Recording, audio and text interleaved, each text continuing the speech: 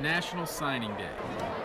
Each year, on the first Wednesday in February, college football coaches and fans alike tune in to find out where the top high school players in the country are going to be playing their college football for the next 3 to 4 years. The state of Georgia produces some of the best talent in the country almost every year, and this 2016 crop of talent is one of the best yet. Mecole Hardman Jr. of Elbert County High School is the nation's #1 ranked athlete and the second overall player in the state of Georgia. It seems every year recruits are trying to top what other guys have done in the past and find a creative way to announce their college decision, and Hardman Jr. is no different. After bringing out 6 cakes for the schools he was considering, Hardman Jr. surprised the Elbert County Gymnasium by selecting the in-state Bulldogs.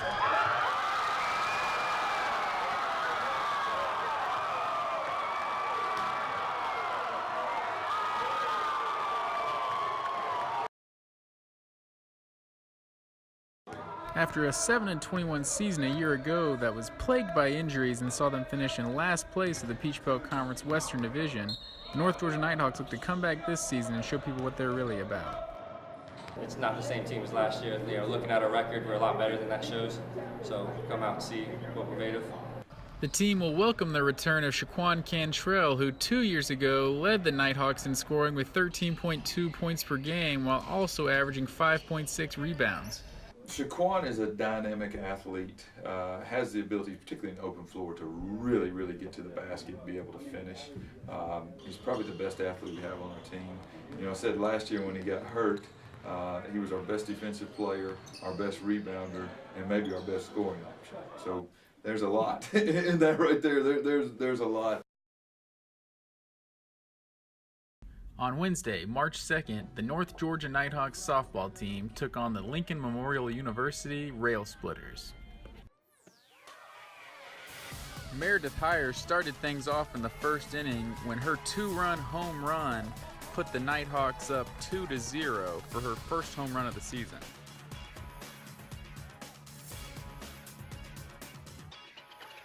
But this game was the Courtney Poole show.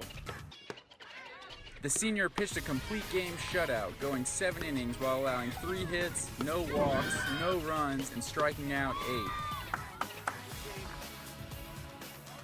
The win puts Poole's record at 16-0 while moving the Nighthawks to 17-4 on the season. Then the Nighthawks went on another run. Trailing 23-21, Juan Rivas finds Duke Robinson, who hits a tough layup. And then Robinson picks up a steal on the next possession, puts together a nice move, and finds Ebo Smith in the corner for 3. On the Bruins' next possession, Robinson comes up with another steal. This time he takes it down the floor and finds Rod English in the corner, who hits another 3, giving the Nighthawks 8 straight points. The Nighthawks cruised in the second half, outscoring Bob Jones University 44-35. Senior point guard Sean Brennan had 18 points and 5 assists, while Ebo Smith and Tyler Domney also recorded 18 points. The Nighthawks ended up winning this ball game by a final score of 93-64 to move to 2-1 on the season.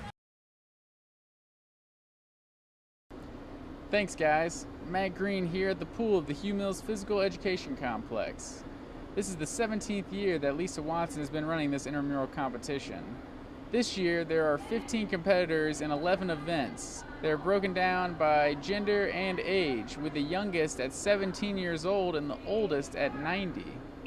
While all the swimmers that participated did an excellent job, one swimmer in particular stood out from the rest. Okay, this is Dave Riesman, and he's been swimming here for a number of years. He's actually takes a swim class here every semester just so that he can, be enrolled in school, and it keeps him swimming as well. And he's been doing this for years and years and years, and he always swims the 25 back in our swim meet. And he actually just aged up, just turned 90.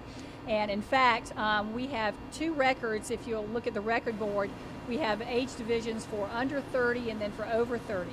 And Dave still holds the record in the 30-plus age group. We won't let anyone else swim the 25 back, so that, he could keep that record there. We have swimmers in their hundreds, who are swimming, and so he really exemplifies that to show that swimming is something that you can do however old you are.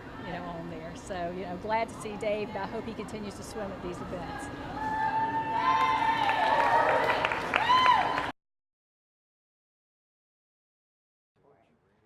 With Valdosta State up 1-0 in the top of the first, Marcus Sigmund blasted a 2-run home run to left center, putting the Blazers up 3-0. Then, the Nighthawks got something going in the fifth. After Titebeck's 2-run single cut the lead to 6-3, Trevor Sams doubled to left center, bringing Titebeck and Gearhart in to score, making it a 6-5 ball game.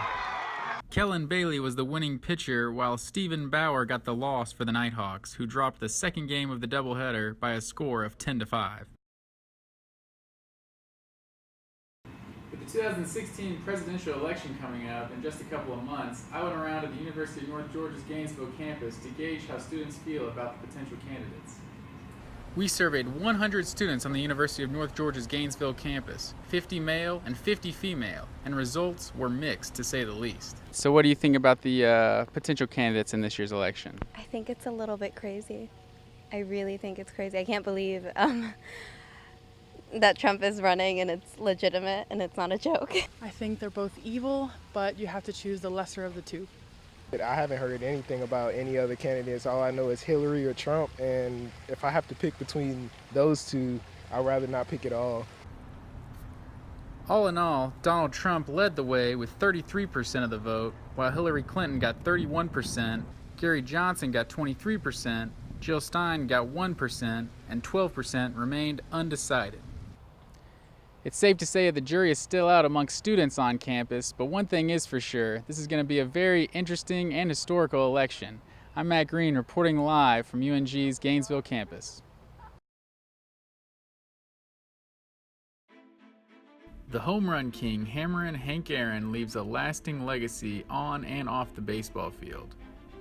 Henry Hank Aaron was born on February 5, 1934 in Mobile, Alabama. He grew up in a poor family as one of 7 children and spent most of his early years in Toulminville. Aaron played 12 seasons in Milwaukee before the Braves moved to Atlanta. And in 1974, at the age of 40, Aaron broke Babe Ruth's all-time home run record of 714. Here's the pitch by Downing. Swinging. There's a drive into left center field. That ball is going to be out of here. It's gone. It's 7:15. There's a new home run champion of all time, and it's Henry Aaron. And while Barry Bonds did surpass Aaron's 755 home runs in 2007, because of the suspicion of steroids, most people will always consider Hammerin' Hank to be the home run king.